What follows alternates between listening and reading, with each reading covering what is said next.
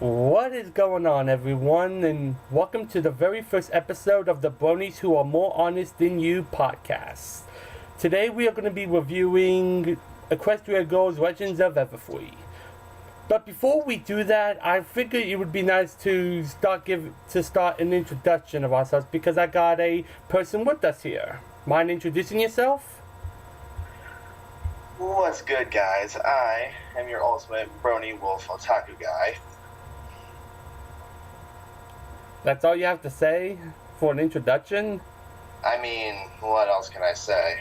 Like, tell us a little bit about yourself. Tell us a little bit about yourself. Maybe, say, who's your favorite character, or some stuff that you are into outside of MLP. Just something basic so that people can start to get to know you within the first episode. Favorite pony? How about Queen Chrysalis? No surprise there. Anyways, how long have you been a Brony for? Since 2012. Alright. I've been a Brony since 2012. I believe the first episodes I actually saw were a Canterlot Wedding Part 1 and Part 2. I remember specifically, what? That was my first episode. I'm pretty sure that was where I started. I remember watching it, or like being up to date with the series up until that point, and then when Queen Chrysalis got revealed, like within like an hour or two, people were already having drawings posting online and everything. Welcome to the internet. Alright. I don't want to waste too much time with introductions. We'll talk more about ourselves in later episodes, but for now, let's focus on the movie. The first thing I want to start off is, I don't know if you noticed this, but when the movie started, like the very first song, did that song remind you a bit of Apples to the Core? It didn't really hit me at first, but then after you mentioned it to me a while back, it sort of did. Like, I can definitely see the resemblance. Yeah, it kind of had like the same structures of Apples to the Core.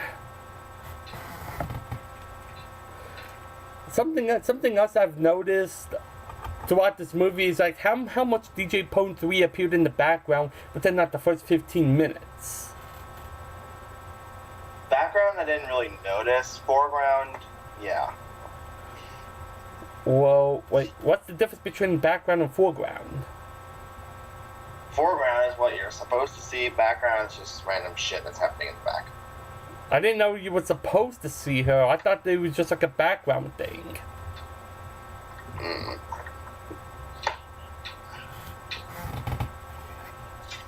So what'd you think of the story? Definitely something worth watching. I mean, it was definitely interesting to see Twilight trying to get over her Midnight Sparkle side, and how Gloriosa was trying to defend the camp in all the wrong ways with, I guess, somewhat right intentions. I don't know. I was surprised to find out who the villain turned it out to be. Throughout the whole movie, I was thinking it was either going to be Gaia Everfree from the movie or Midnight Sparkle. Well, I mean, technically you could say that Midnight Sparkle was like more of a side villain in this thing. Still kind of an alter ego, but still. Yeah. Like, she had her moments. Yeah. It was it felt unnecessary to even add Filthy Witch into this movie. When I first saw him, I was like, okay, why is he in this movie? He's not going to be a big villain. Yeah, but then Sunset Shimmer did her mind stalking and saw why he was there. And also, can I just say how ugly he looks in the Equestria Girls world?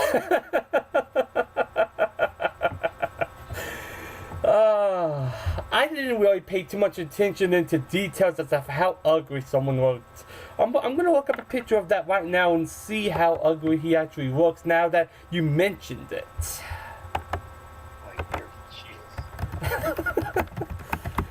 Okay, let me do a quick search. But he felt unnecessary. So like, you know, not a lot would have been missed if he was never actually in the movie to begin with. Yes, he served a purpose, but it wasn't like it wasn't necessary to have him, if that made any sense. Like, I think there were ways around it. I don't think he was ugly. I don't see that. Maybe the face structure, maybe that, but yeah, I mean his suit. Yeah, keep the suit, but I don't know. I just see him as perfectly normal. I don't see how he's ugly. Maybe his chin. Maybe I don't know. I just prefer his stallion form. Well, not everyone is gonna have like good human appearances. Some are gonna have better appearances than others. Alright. What did you think of the songs for the movie? A lot of them pretty good. Now, okay, let's go in order here. So, the first song, which I believe is just called Legends of Everfree, I don't know. The intro song. Yeah. It was good, but definitely not one of the best, but it was good. Midnight and Me, absolutely beautiful. And I know how much you love it, seeing as how Sci-Fi is pretty much your new waifu. Anyways. Embrace the Magic, beautiful. We Will Stand Forever, free fucking amazing. And what was that last song called? Legend You Were Meant to Be. That song was okay. The credits song, however, definitely did not stand out.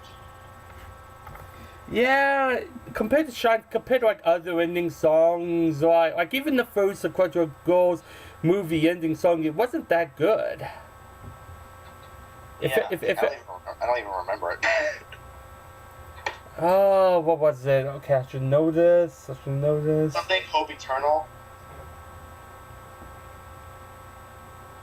I'm playing the song in my head right now. I don't know why. Okay, I know this is not it, but for some reason, Red the Rainbow Reminds You is in my head when I'm thinking of that song. I don't know why.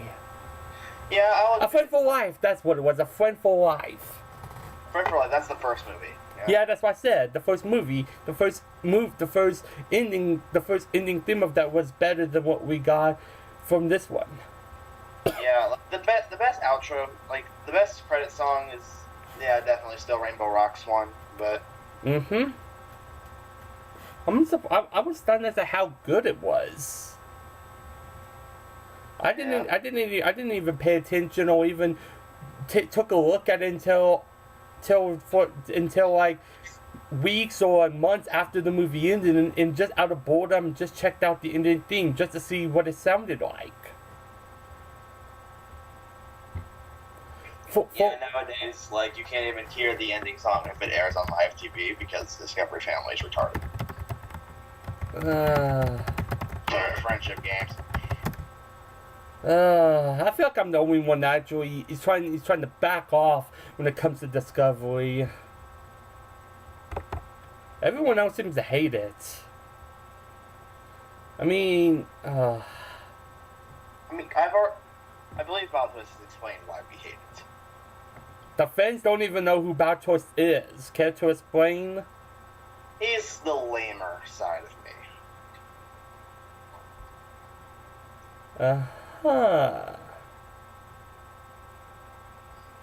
People totally don't know what you're trying to do right now with this.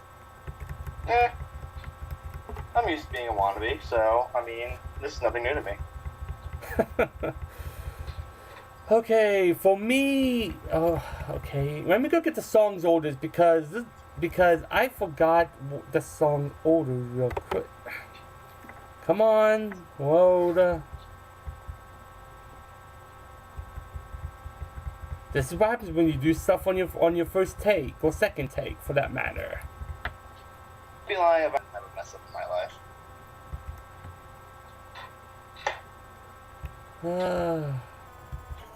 Okay, the first song, the opening credit songs, that was pretty good. Not my favorite, but it was still good and left a good impression in me. The Midnight of Me, that was a very good song. I wish it was longer. Yeah. The music to me was more impactful than the actual lyrics. Well, when it comes with me, like they have to go well together, like both the music and the lyrics. And if they do that perfectly, then it's a good song in my opinion.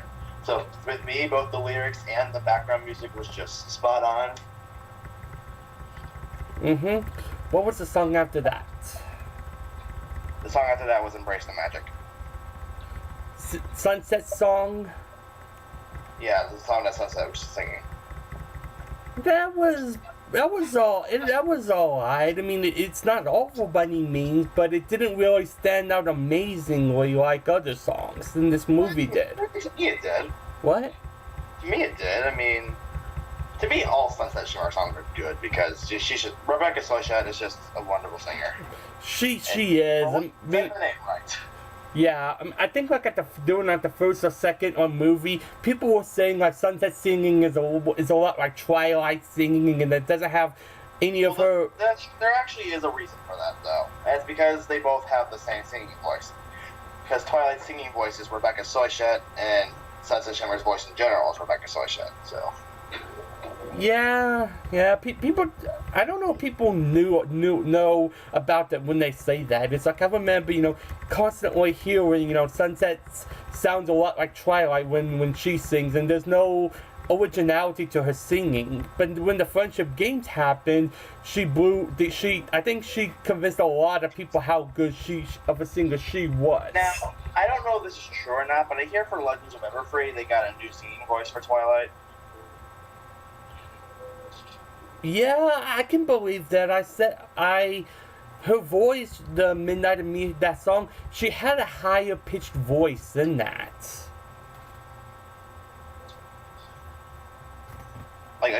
It's just a rumor that I've heard. I don't know if it's actually true. Okay, and the song after that was We Will Stand Forever For You? Yes, fucking love that song. And I already have a million parody ideas for it. Care to give us a few examples? I mean, I haven't perfected them yet. Jeez, I could totally talk today. One I'm thinking of is making fun of YouTube's copyright system. The other one, a joke for Everfree Northwest. What? I know I had one more. You said you had 1 million. Now you're saying you have 3? No one ever means it when they say 1 million. True, but usually when people say that, it means they have a lot of ideas, like 10 to 15, 20 ideas.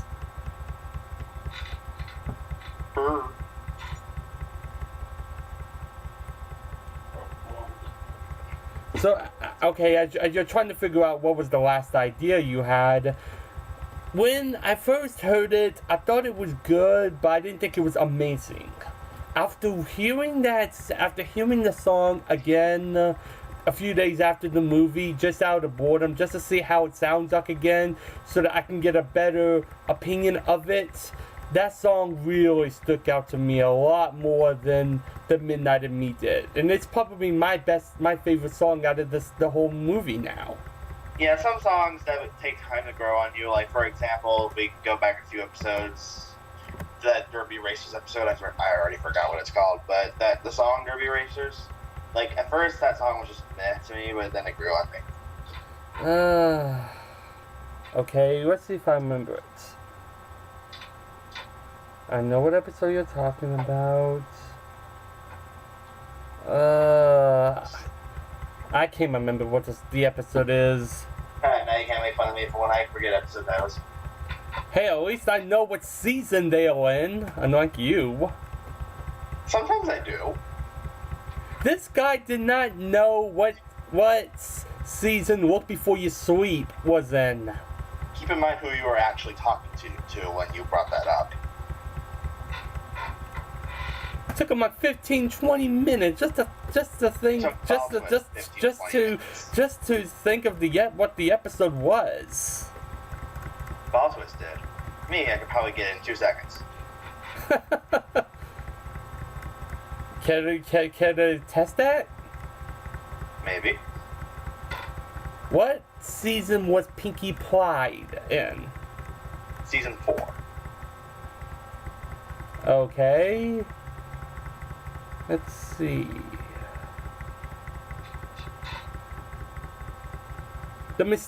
No, that's too obvious. I was about to come over there and punch you for that. What? Mysterious Well, come on, we all know that's in season 2. I wasn't. How did you know I was even gonna say? I didn't even start. Yes, you did. Did I? I stopped myself when I was about to say the. You said miss, and then you're like, no, that's too obvious. Oh, I thought I started. I thought I was starting to say the mysterious Well. No, it's not. Oh, alright. For now, I'll back off for now.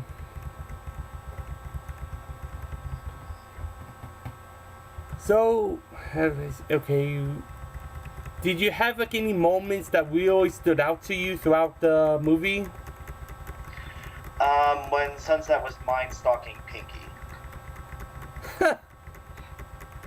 Yeah, I mean. And while I got the reference, I still laughed my ass off. Wait, that was a reference? Have you seen SpongeBob, Sponge Out of the Water? Oh, I haven't seen SpongeBob in ages. No. Yeah, well, that explains why you wouldn't get the reference. Wait. Isn't it that one to where, SpongeBob is just like walking around? And then and then as he's walking, like you hear music? No. No, that's not it. I don't remember that. I don't remember that SpongeBob moment. It's been ages since I've seen SpongeBob in general. I didn't even know people still watch SpongeBob. Well, did you even know it had a second movie? I am that behind when it comes to the series. I know the first one with David Hasselhoff and everything, but they had a second. Wait. Okay, yes, I vaguely remember a second movie. Yes, and it had that awful rap at the ending. I don't. Oh yeah. That was awful. I love that. Why am I not surprised? I'm surprised I even remember the second movie. It's so vague to me. I don't even think people remember a lot about it. I think we're getting a little bit off topic here. Well, I mean,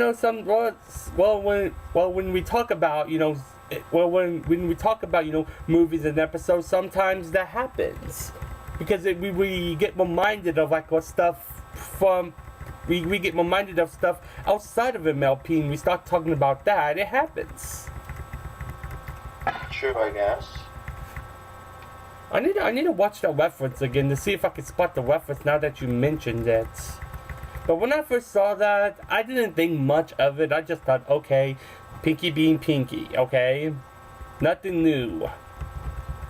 Like literally, if we thought of what would be in Pinkie's mind, what we saw would be what we were thinking this whole time. Well, I mean, I knew going into Pinkie's head was a bad idea, but when I saw that, I just couldn't help but laugh my ass off.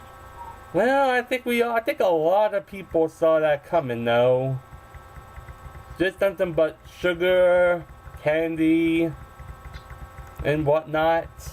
How was she not fat? What? How was Pinkie not fat?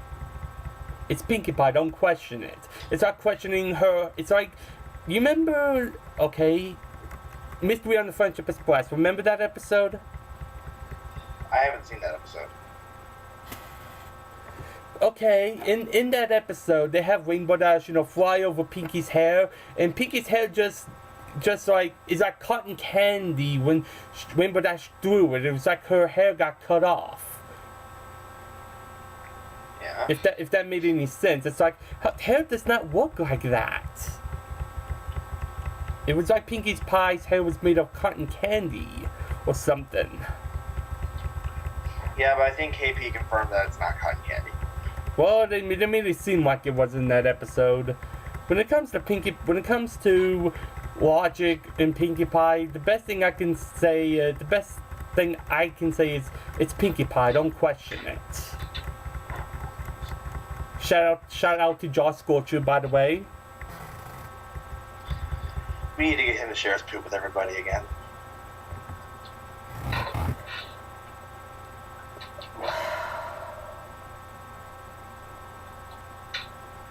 You couldn't help yourself, could you? I could not.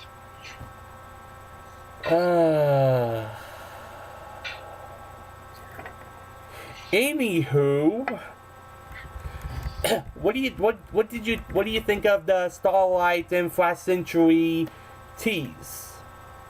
First of all, who in Flash? Sunset and Flash. Okay, sorry, Sunset. Sunset and Flash? I ship it.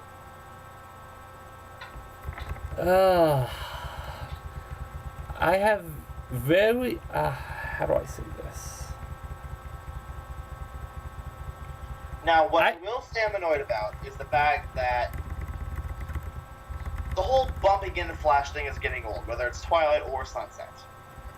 Yeah, I did a reaction to that, which I'm trying to get back up on YouTube, and I noticed that as well. It's like when Twilight fell and then Timber caught him. It was exactly like the first movie, and I just no, that's not what I'm talking about. Like if you're catching her from falling, that's completely different actually. But what I was referring to is when Sunset Shimmer bumped into Flash. Oh, yeah, that's a cliche that a lot of movies seem to do.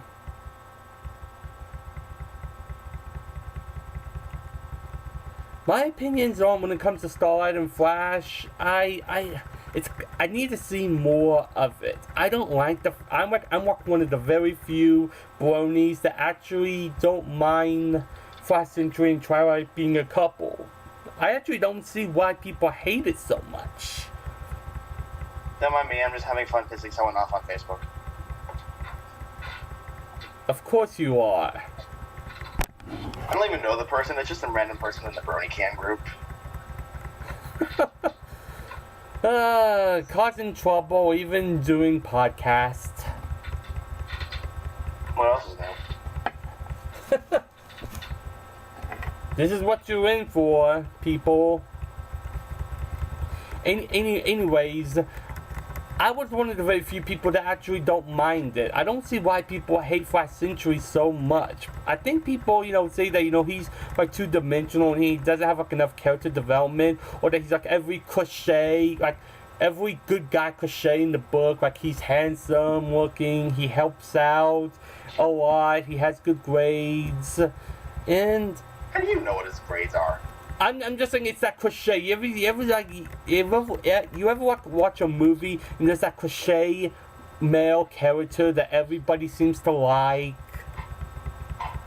I mean, only Twilight seems to like Flash like that, or Sunset Shimmer now, but Well, yes, I'm just saying, like, you ever meet those kind of characters in movies or in shows? oh yeah, I know there's one guy named Ace.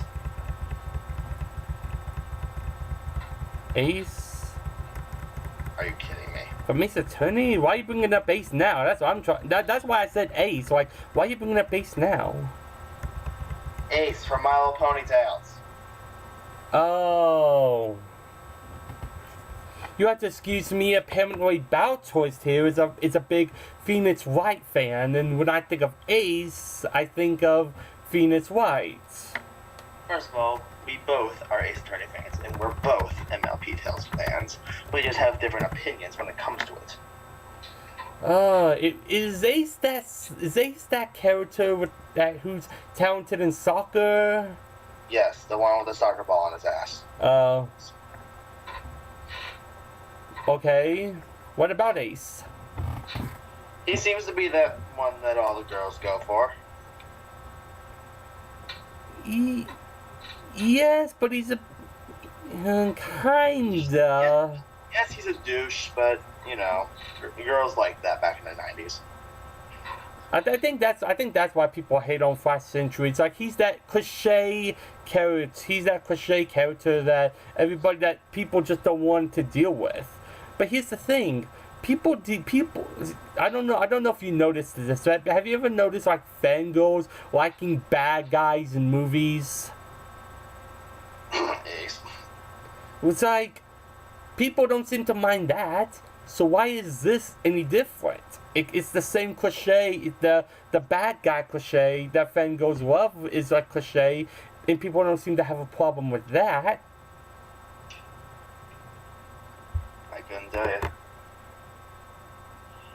I mean, I just find it very weird where all this hate comes from. It's bizarre. I mean, yes, he doesn't have a lot of development and everything, but development takes time. Not everyone is going to be fleshed out and have lots of character development and everything within one movie. And yes, it's been 4 movies and everything, but I think if the fans would have been more patient with it, we would have gotten a lot more character development and everything from last century. Yeah, and like Flash Century doesn't have to be a super cool, amazing superhero to be a good character. I mean, let's be honest, shooting rainbows out of nowhere is starting to get old. Yeah. Okay. What do you think of Flash and not damn it, Duppy, Twilight and Timber? What do you think of them two? Muffins is not to blame here, and Twilight and Timber, I ship it because I mean, come on, that's obvious. I gotta see more Timber. I gotta see like 1 or 2 more movies of Timber before I can say anything about this. I don't like to say, something is good or something is bad so early on. I want to wait and see what happens before I say anything about stuff. I don't want to say like I like this couple and then the next movie comes out, something bad happens, and then I just go, I hate this couple. I mean, I get that from you a lot, so. I don't want to do that. Yeah, then that's why I'm kind of like trying not to say anything about the finale, which I'm not going to spoil. But needless to say, You have to spoil. What? What do you have to spoil? I'm just saying, needless to say, I'm not happy with what I'm knowing about the finale. I'm not happy. You, Doc. What? I said, looking at you, Doc. Yeah. I don't want to say anything bad about that. I'm sure he doesn't mean to, but. But even so. What? Probably not, but even so.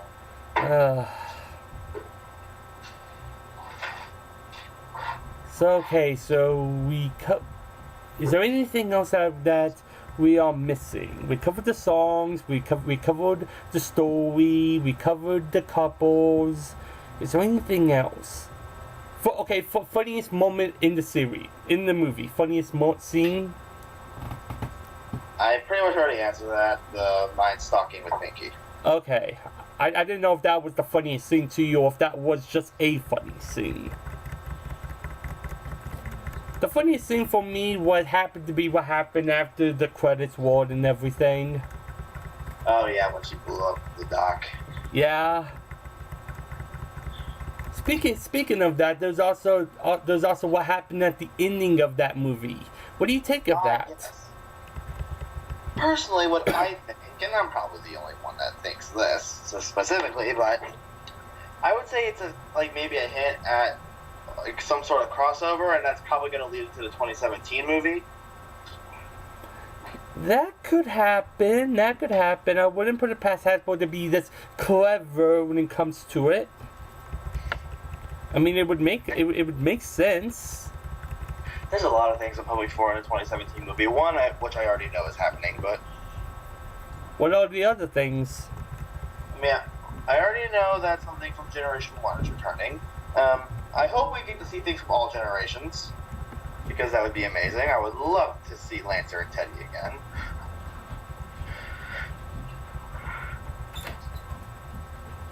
What? Oh, no, I just thought you would continue talking. I thought you had more to say. Well, I mean, seeing Minty from Generation 3 would be nice. Oh, speaking of Minty, I heard that the newest MLP Build-A-Bear thing is actually of her. I didn't realize they still did Build-A-Bears of MLP characters. I thought that was done years ago. Oh, hell no. They still make them. And now they're going with the Generation 3 characters. How fun. I used to live near. I used to live near one of those. I used to live near Build-A-Bear before I moved. The closest one to me is 30 minutes away, in Castleton. I'm surprised. I didn't think that store or that chain of stores were that popular. I can't imagine it. They're not, seeing as how it's 30 minutes away from me. Well, that's not so bad. I mean, it could be like 2 hours, 3 hours. Could be much worse. 30 minutes is nothing, in my opinion. Well, you're more patient than I am. You see, it's funny that you say that, because I'm not a patient person in general. But when it comes to... And I am? What? And I am? Well, you don't see... How do I say this?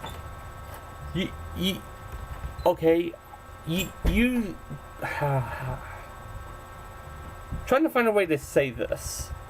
You've said... Okay.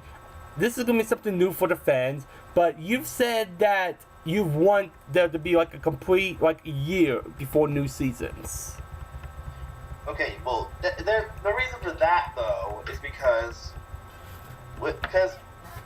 I can't have a short hiatus, because I feel like if I get too much of the show too quickly, it's going to cause a burnout, and I'm not going to be as interested in the show. Whereas what Hub Network did, where they had these year-long hiatuses, it gave me a long enough break, it made me want it more, so I could watch it. So being impatient in that regard is actually a good thing. I understand where you're coming from. I'm not a patient person. I've waited a year for the new Harry Potter movie. Don't.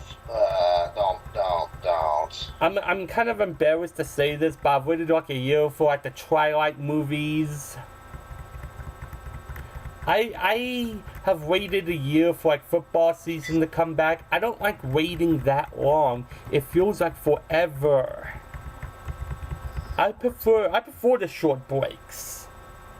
I just can't handle that for long, which is why I hopefully they take the show off Discovery Family, like the rumor is going about. But yeah, a lot of people seem to want that.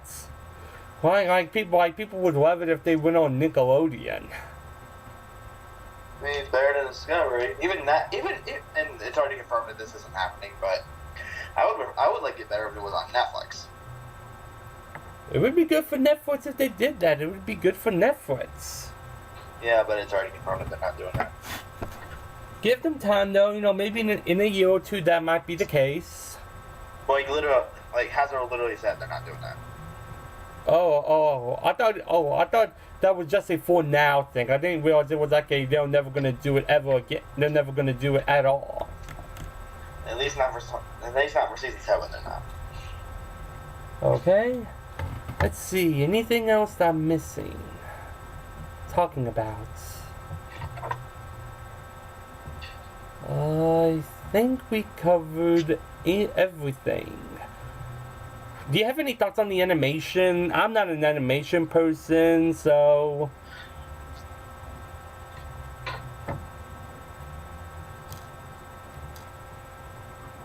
Animation was pretty good. Anything... when it comes to Equestria Girls, the animation is always better than the previous movie, with the exception of Friendship Games. And I took the cake. I never really noticed that, whenever, the newest movie comes out and everything, I never, really, pay deep attention as to animation, as to, what looks better, this looks better than the previous movie. It all looks the same to me.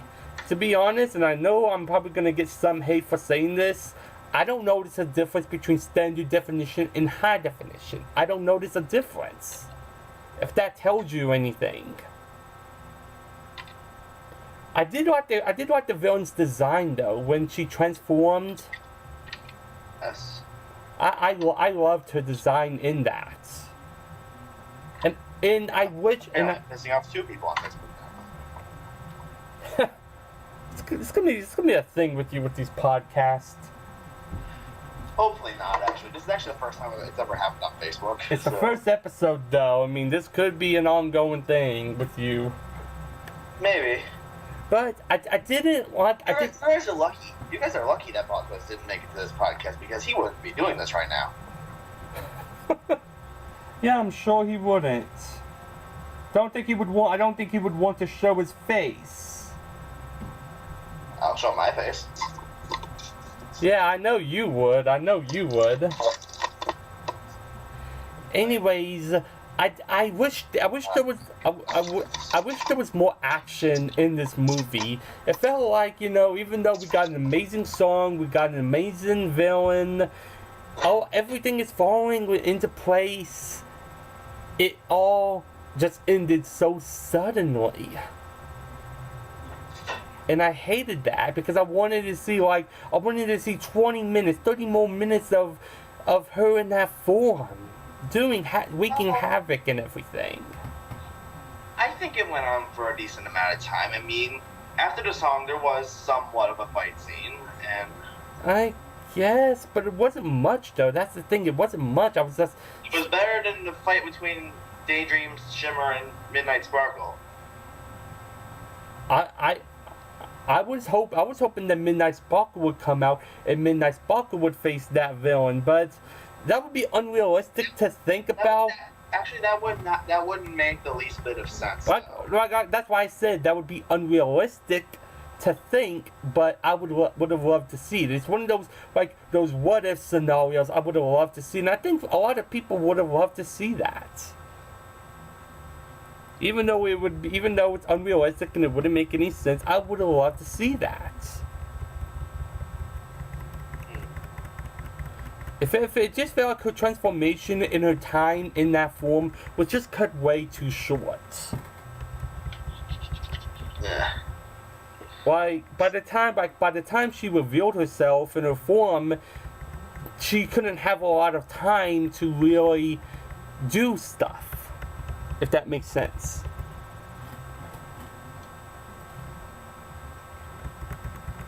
Now, I did like the moment because what Filthy Rich wanted to do was replace the camp with a spa, and I just like how Rarity's like, now, Gloriosa, I don't know if I want to wait for my weekly spa, and she's like, to the spa. I just found that funny. Kind of reminds me of when Starlight screamed it quiet in the season 5 finale. Premiere. When I go to Cider Fest, I'm not gonna have Kelly Sheridan do Starlight Glimmer. I will have her do Melody. Anyone who has watched My Little Ponytails will know who that character is. I'm surprised Kelly Sheridan remembers it. What? I'm surprised Kelly Sheridan remembers it. Because I remember, on Twitter, she asked what Starlight would dress up as for Halloween, and I said Melody, and she just hit my like button. Wow. I'm not saying people have bad memories, but I'm surprised people would remember something. I'm surprised people would remember the wars from 20 plus years ago. I just felt I felt special for a moment when I got the email saying Kelly Sheridan liked your tweet. Yeah.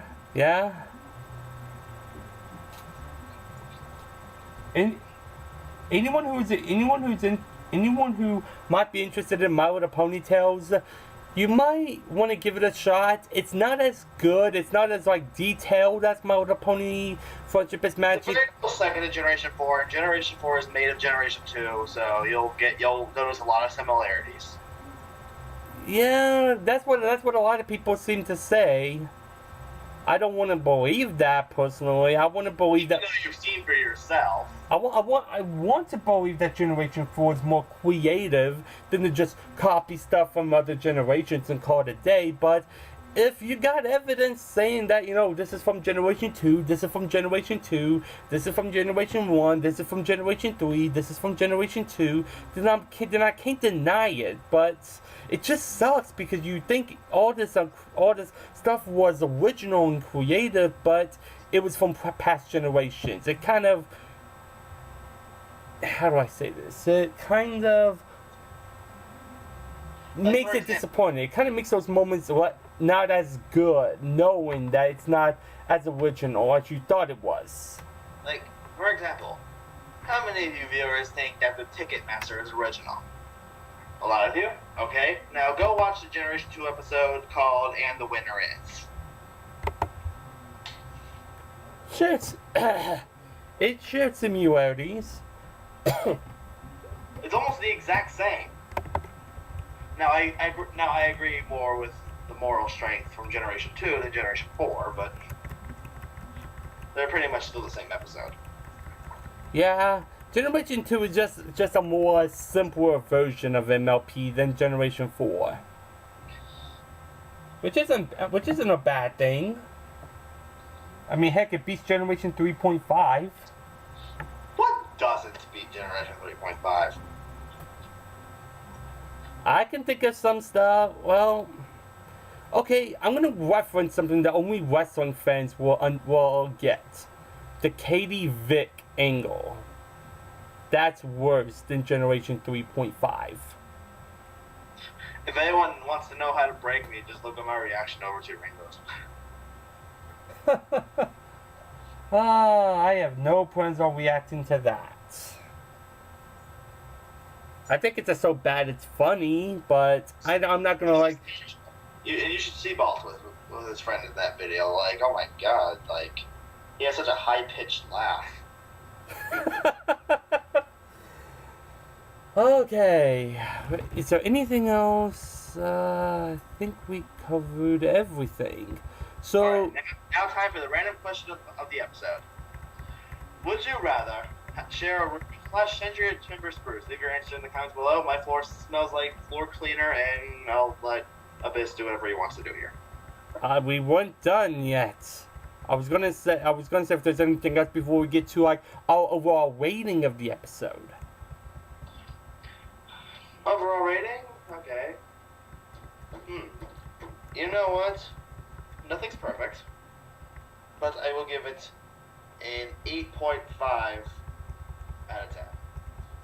Is this your favorite Quest Your Goals movie? Currently, yes.